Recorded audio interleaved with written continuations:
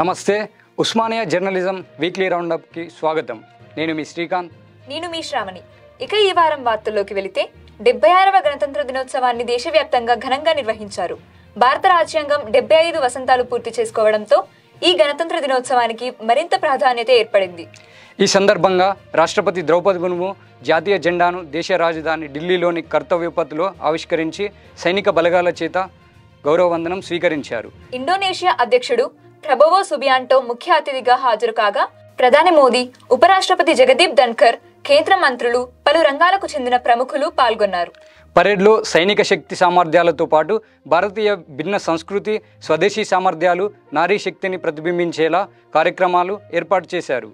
అత్యాధునిక బ్రహ్మోస్ క్షిపణి, Pinaka rocket launcher, భూతలం నుంచి ఆకాశంలోకి ప్రయోగించే ఆకాశ్ క్షిపణులు, యుద్ధ ట్యాంకులు భారతదేశ శక్తి సామర్థ్యాలకు ప్రతీకగా నిలిచాయి. ఇందులో డిఆర్డీఓ రూపొందించిన క్షిపణి ప్రళయ్ తొలిసారి దర్శనమిచ్చింది. తెలంగాణ రాష్ట్రంలో సికింద్రాబాద్ పరేడ్ గ్రౌండ్లో జాతీయ జెండాను గవర్నర్ జిష్ణుదేవ్ వర్మ ఆవిష్కరించారు. కాగా అమరవీరుల స్తూపం వద్ద సీఎం రేవంత్ రెడ్డి పుష్పగుచ్చం ఉంచి నివాళులు అర్పించారు. మరోవైపు సాయంత్రం 4 గంటలకు గవర్నర్ రాజ్భవన్లో ఎట్ హోమ్ కార్యక్రమం ఏర్పాటు చేశారు. ఉస్మానియా విశ్వవిద్యాలయంలో 76వ గణతంత్ర దినోత్సవాన్ని ఆర్ట్స్ కాలేజ్ భవనం ముందు ఘనంగా నిర్వహించారు. ఈ వేడుకలో వీసీ ప్రొఫెసర్ కుమార్ ములుగరం జాతీయ జెండాను ఆవిష్కరించగా ఆర్ట్స్ కళాశాల ప్రిన్సిపల్ ప్రొఫెసర్ సి కాసిం ఈ కార్యక్రమానికి అధ్యక్షత వహించారు. అనంతరం వివిధ కళాశాలల నుంచి వచ్చిన ఎన్సీసీ మరియు ఎన్ఎస్ఎస్ క్యాడెట్స్ కి బహుమతులు అందజేశారు. ఈ సందర్భంగా ఆర్ట్స్ కాలేజ్ విద్యార్థులు చేసిన ఫ్లాష్ మాబ్ అందరినీ ఆకట్టుకుంది. 76వ గణతంత్ర దినోత్సవం సందర్భంగా ఉస్మానియా ఆర్ట్స్ కాలేజ్లో ద వారియర్స్ క్లబ్ ఆధ్వర్యంలో department of history think tank challenge అనే పేరుతో క్విజ్ ని department head professor B Lavanya పర్యవేక్షణలో నిర్వహించారు. ఆర్ట్స్ కాలేజీలోని వివిధ డిపార్ట్మెంట్స్లోని విద్యార్థులు సహా ఇతర కాలేజీల విద్యార్థులు కూడా ఈ క్విజ్లో పాల్గొన్నారు. ఈ పోటీలో సోషియాలజీ డిపార్ట్మెంట్ మొదటి స్థానంలో నిలవగా journalism and mass communication department 2వ స్థానంలో నిలిచింది. ప్రిన్సిపల్ ప్రొఫెసర్ సి కాసిం ముఖ్య అతిథిగా హాజరై విద్యార్థులకు ట్రోఫీలను, సర్టిఫికెట్లను అందజేశారు. 2025కి సంబంధించిన ప్రతిష్టాత్మక పద్మ అవార్డ్స్ ని కేంద్ర ప్రభుత్వం ప్రకటించింది.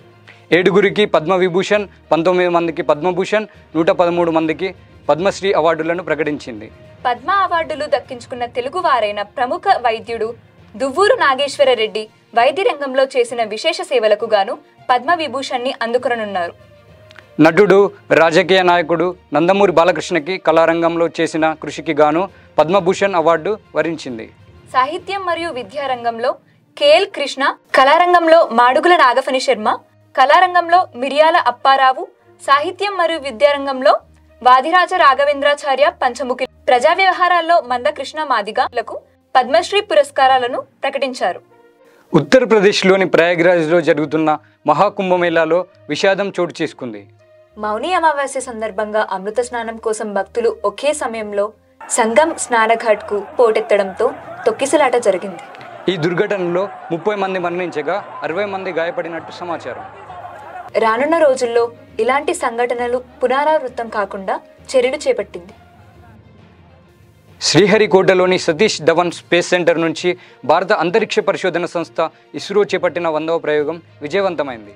బుధవారం ఉదయం 6:23 నింగిలోకి దూసుకెళ్లిన జిఎస్ఎల్వి F-15 వాహక నౌక NVS-2 ఉపగ్రహాన్ని ఉద్దేశించబడిన ఆర్బిట్లో ప్రవేశపెట్టింది.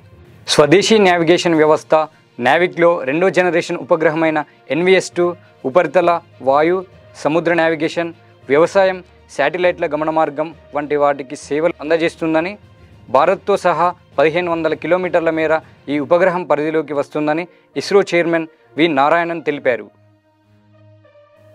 హైదరాబాద్లోని ఇఫ్లు ప్రతినిధి బృందం ఓయూ వీసీ ప్రొఫెసర్ కుమార్ ములుగరంను కలిసి 2 సంస్థల మధ్య సహకార అవకాశాలను చర్చించింది.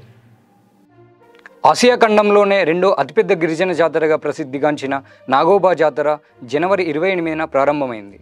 ఛత్తీస్గఢ్, మధ్యప్రదేశ్, జార్ఖండ్ మరియు వివిధ రాష్ట్రాల నుంచి మెస్రం వంశీయులతో పాటు ఇతర ఆదివాసీ గిరిజన భక్తులు వేలాదిగా నాగోబాను దర్శించుకున్నారు. ఆదిలాబాద్ జిల్లా ఇంద్రవెల్లి మండలం కేస్లాపూర్ గ్రామంలో ప్రతి ఏటా పుష్యమాసం అమావాస్య నాడు ప్రారంభమయ్యే ఈ జాతరలో బేటింగ్ అనగా మిశ్రం వంశపు కొత్త కోడళ్లను వారి కులదేవత అయిన నాగోబాకి పరిచయం చేయడం ఈ జాతర ప్రత్యేకత. 8 రోజుల పాటు జరిగే ఈ జాతరలో భాగంగా నిర్వహించే దర్బారులో ముఖ్యమైన ఆదివాసీ సమస్యలను చర్చించడం ఆనవాయితీ. ఉస్మానియా ఆర్ట్స్ కళాశాల అరబిక్ శాఖ ఆధ్వర్యంలో అంతర్జాతీయ అరబిక్ భాషా దినోత్సవం ఘనంగా నిర్వహించారు. ఈ కార్యక్రమానికి arts dean professor Saida Talat Sultana అధ్యక్షత వహించగా డాక్టర్ మొహమ్మద్ మగ్దూమ్ అహ్మద్ మషూకి కన్వీనర్గా వ్యవహరించారు. ఈ సందర్భంగా ప్రొఫెసర్ సైదా తలత్ సుల్తానా రచించిన 2 పుస్తకాలు ఆవిష్కరించారు. అందులో ఒకటి మాన్యుస్క్రిప్ట్ కాగా మరొకటి అరబిక్ విభాగ పత్రిక అల్ తన్వీర్. భారత పేస్ సంచలనం జస్ప్రీత్ బుమ్రా ప్రతిష్టాత్మక సర్ గ్యార్ఫీల్డ్ సోబర్స్ అవార్డును గెలుచుకున్నాడు. ఈ పురస్కారం లభించడంతో 2024 సంవత్సరానికి గాను ఐసీసీ పురుషుల క్రికెటర్ ఆఫ్ ద ఇయర్గా ఐసీసీ ప్రకటించింది.